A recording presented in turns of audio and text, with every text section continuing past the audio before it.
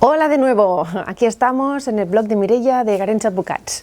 Bueno, tal y como hemos ido explicando en vídeos anteriores, vamos a dar comienzo a otra de las sesiones que considero que son bastante interesantes y vamos a hablar de los diferentes tipos de procedimientos. Recordar que en sesiones anteriores dijimos la separación entre el concepto de divorcio, el concepto de separación. Pues bien, ahora vamos a hablar de los procedimientos. ¿Cómo puedo yo entablar una acción por la que solicite la separación judicial o la disolución del vínculo por causa de divorcio? Pues bien, una también de estas solicitudes que se nos plantean cuando vienen los clientes a nuestro despacho es que si existe una cordialidad con el otro progenitor, siempre vamos a favorecer que el trámite lo sea por el mutuo acuerdo o, lo que es lo mismo, que el procedimiento esté consensuado. Sin embargo, si no existe esta cordialidad o si las posturas entre los dos progenitores o los dos contrayentes es distinta y distante, sí que nos veremos abocados a instar un proceso contencioso. Pues bien, vamos a atacar y vamos a estudiar el procedimiento de mutuo acuerdo. Recordar que hablamos que tanto la separación como la disolución del vínculo por causa de divorcio, si esto lo era por mutuo acuerdo, se tenía que presentar una propuesta de convenio regulador. Bien, ¿qué es el convenio regulador? El convenio regulador es un pacto o un conjunto de pactos a los que llegan los progenitores o los contrayentes y en el que se acuerda una serie de medidas como consecuencia de la separación o como consecuencia del divorcio. Acordaros, importante, que aquella persona que insta un proceso de separación judicial, como no se ha roto el vínculo, pueden después instar un procedimiento de reconciliación judicial, por lo que se deja sin efecto el estado de la separación o, lo que es lo mismo, la obligación de convivir bajo el mismo techo, y con la reconciliación judicial, una vez ratificados a presencia judicial, como digo, se deja sin efecto el hecho de vivir separados y vuelven otra vez a iniciar la convivencia en común. Pues bien, dicho esto, el convenio regulador lo firman los contrayentes, lo firman los progenitores y son 5 elementos que con carácter de mínimo indispensable se tiene que acordar. Con posterioridad iremos desgranando cada uno de estos conceptos, pero ahora vamos a hablar a grosso modo cómo se construye el convenio regulador. Como digo, comparecen las partes, los dos progenitores, y se identifican una serie de circunstancias previas. Es decir, si se casaron, cómo se casaron, si el matrimonio fue canónico, es decir, por la Iglesia, o si fue por lo civil. Y se tiene que identificar cuándo se contrajo matrimonio para poder conseguir y obtener el certificado literal de matrimonio como documento indispensable que se tendrá que acompañar a la demanda de petición de separación o de divorcio de mutuo acuerdo, en la que además acompañaremos el convenio regulador, que tendrá que ser firmado por los dos, en este caso contrayentes o progenitores, y que además estará debidamente firmado en todas sus hojas.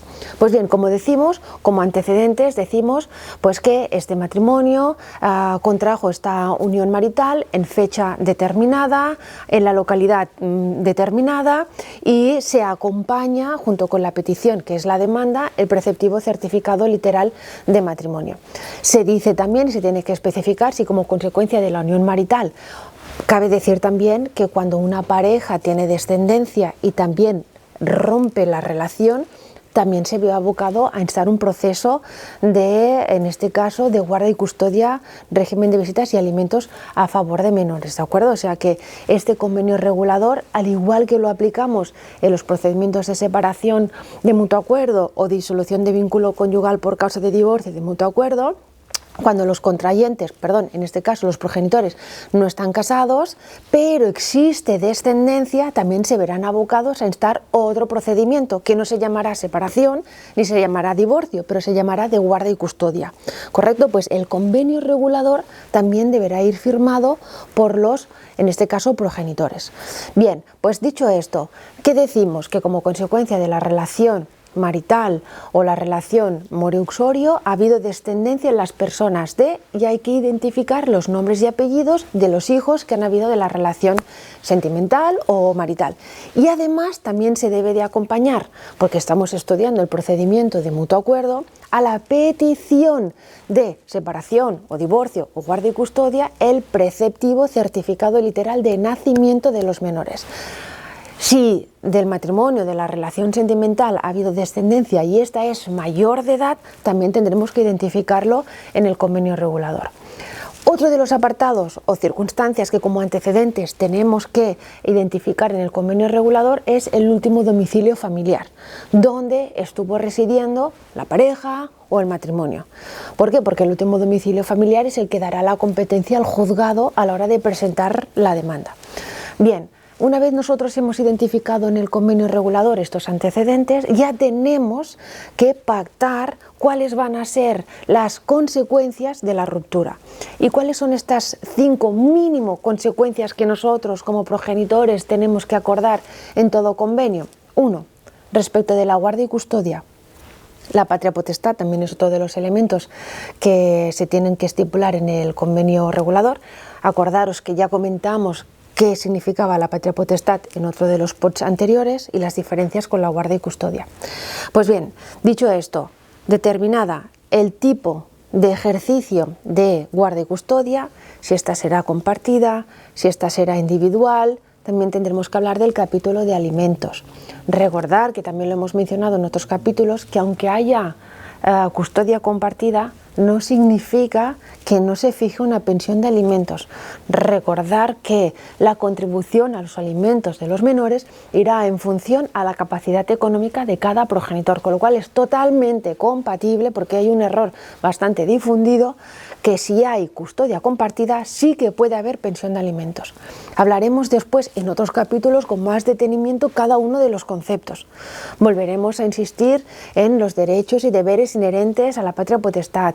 Hablaremos de los tipos de custodia, recordar custodia individual, custodia compartida. Podemos incluso aprovechar el convenio regulador y pactar de una custodia individual una progresividad hacia una compartida.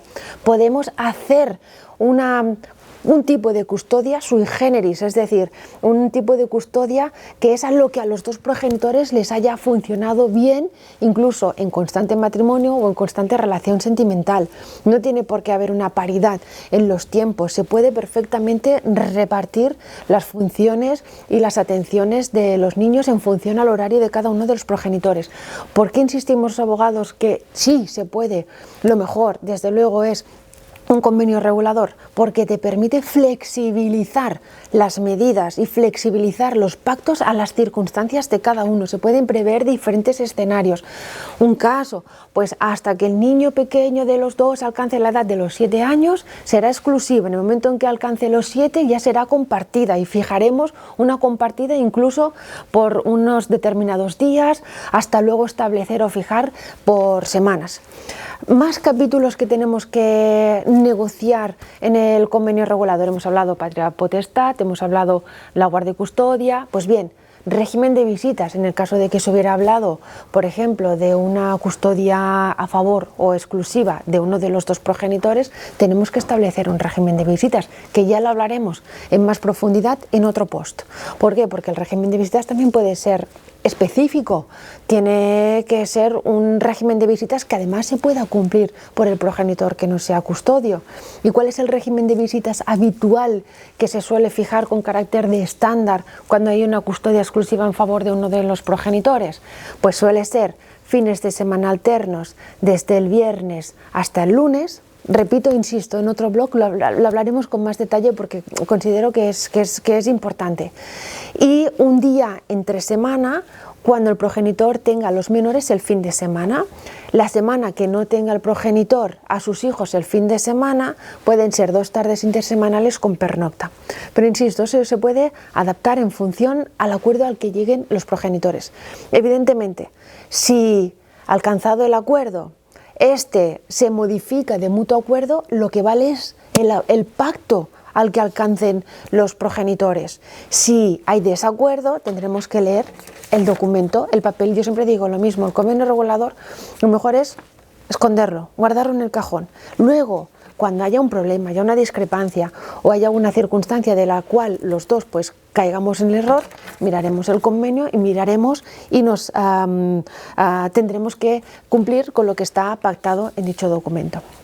Vale, repetimos entonces, hemos hablado de la patria potestad, hemos hablado de la guarda y custodia, hemos hablado por lo tanto de lo que sería el régimen de visitas. Otro de los elementos que con carácter de indispensable tenemos que negociar en el convenio regulador también es la atribución del uso del domicilio conyugal. En un principio, si hay una custodia exclusiva, la atribución del uso lo será a favor de ese progenitor o ese cónyuge que tenga atribuida la guardia y custodia. Aquí en Cataluña está la mayoría de edad de los menores. Más circunstancias que podemos aprovechar en el convenio regulador, que incluso, y ahí el dato importante, uno de los dos progenitores decide que a su vez es copropietario del domicilio que fue familiar, adjudicarle al otro copropietario la mitad que tiene en copropiedad de la finca que fue domicilio familiar, podemos aprovechar el procedimiento de mutuo acuerdo para hacer lo que nosotros llamamos una disolución de condominio con adjudicación. También este será un capítulo muy interesante que también lo hablaremos en otros posts más adelante, lo digo por la cuestión del tiempo. Dicho esto, hemos hablado del domicilio familiar, que en un principio se atribuye al progenitor que tiene la custodia hasta la mayoría de edad. Si no hubieran hijos, en este caso menores de edad, y uno de los dos contrayentes tuviera una situación económica mucho más delicada, se le podrá atribuir por unos periodos muy concretos. Pero, insisto, hablaremos en otro blog, en concreto con cada uno o de cada uno de estos capítulos. En Cataluña, además, tenemos la obligatoriedad de acompañar lo que se llama plan de parentalidad.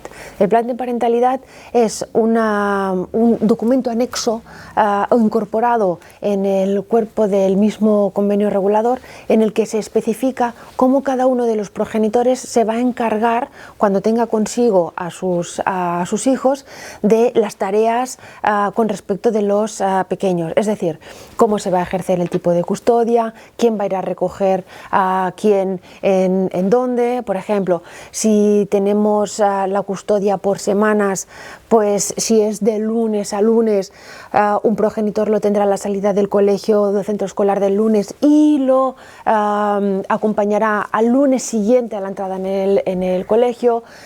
Si hay días intersemanales, por ejemplo, si se van a distribuir de forma alterna. Este capítulo, que es la cuestión, como hemos insistido antes, del régimen de visitas, en el que además hablaremos de los periodos vacacionales de Navidad, de Semana Santa, de verano, de viajes al extranjero, también lo trataremos en otro post posterior. Y ya como últimas cuestiones que deberemos con carácter de indispensable acordar en el convenio regulador es si ha habido algún tipo de compensación o, lo que es lo mismo, desequilibrio que se deba de compensar, pensión compensatoria o compensación económica en favor de cada uno de los, en este caso, contrayentes.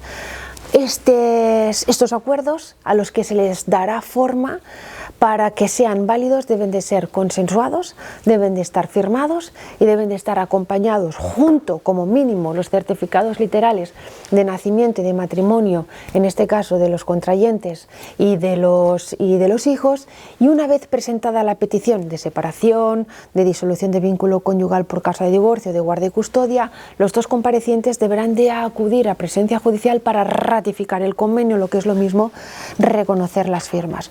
Como hay menores, el expediente pasará a Fiscalía, quien deberá de otorgar la conformidad al convenio para que después sea aprobado en su integridad y sea incorporado a la resolución judicial que dicte el juzgado de familia.